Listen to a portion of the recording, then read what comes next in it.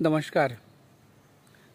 आशा करता हूँ कि इस समय आप सब स्वस्थ है, खुशहाल है और आपका खुद का और अपनी फैमिली का कोरोना महामारी से पूर्णतया संरक्षण कर रहे हैं।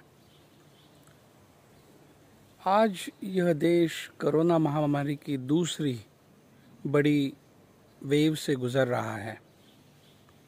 पिछले कुछ हफ्तों में मुझे सौभाग्य प्राप्त हुआ कि कुछ एक्चुअल इवेंट्स को देखने का या उनमें सम्मिलित होने का, लोगों की कुछ मदद करने की चेष्टा करने का। और जैसे कि मेरा अपना एक ऑब्जर्वेंट माइंड है, मैंने एक अलग तरीके का पैटर्न देखा है। हम सरकारों को जिम्मेदार ठहरा सकते हैं कि कोरोना की सेकेंड वेव क्यों आई, सरकारों की क्या गलतियां रही। हम अपने आप को पूर्णतया पवित्र मानकर बाकी सारी जनता को पापी मान सकते हैं। लेकिन शहरों में, जैसे कि पुणे एक शहर है जो कि अब कोरोना का एक ग्लोबल हॉटस्पॉट बन गया है, ऐसे शहरों में एक विचित्र मानसिकता है। और यह मानसिकता है इनडिसिप्लिन की, सोशल इनडिसिप्लिन की, सिविक इनडिसिप्लिन की। और इसके चलते ये महामारी और तेजी से फैल रही है। तो आने वाले कुछ ऐसे छोटे छोटे संस्करणों में मैं इन्हीं सिविक इनडिसिप्लिन्स की बात करूंगा, जिसको कि मैंने नाम दिया है अर्बन कॉवर्डनेस का, यानी कि शहरी भेड़ता का नाम दिया है। क्योंकि ये जो इनडिसिप्लिन है ना, वो मर्द आदमी कभी नहीं करता है। The person who has high regards for ethics, values and life will never be indisciplined. It is the person who want to have comfortness with a short sightedness or shortcuts in life will only be doing the indisciplined act and will be practicing in the civic indiscipline.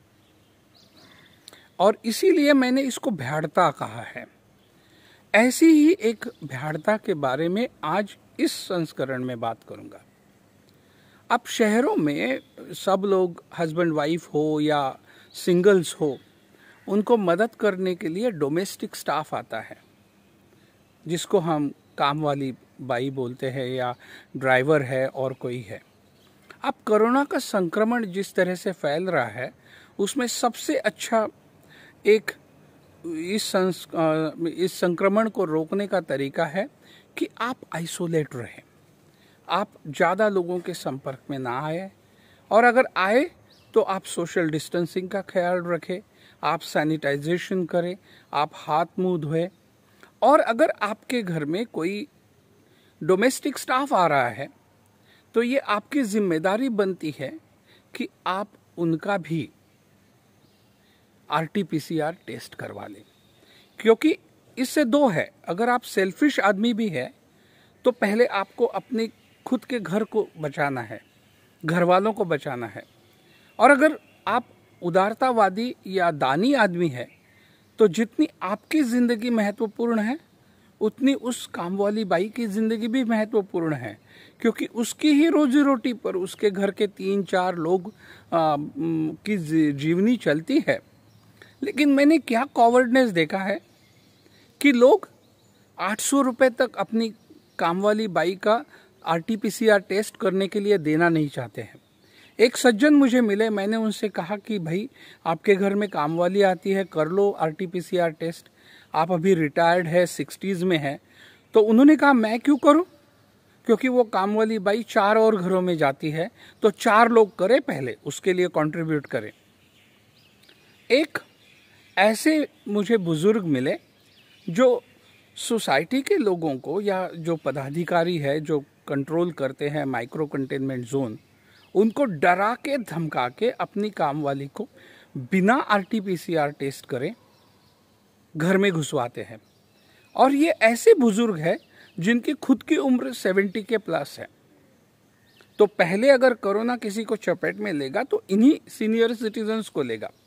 और इनके जो family members है वो भी कुछ इसके ऊपर अपने माँ बाप को कोई अच्छी सलाह नहीं देते हैं, बल्कि उनके विम्जिकलनेस को प्रमोट करते हैं। दूसरा ये भी है कि भाई मैं तो मेरी फैमिली को ठीक से रख रहा हूँ, बट आपको पता नहीं है कि आपके डोमेस्टिक स्टाफ कहाँ रहते हैं, उस एरिया का क्या हाल है, उस एरिया में कैसे संक्रमण है।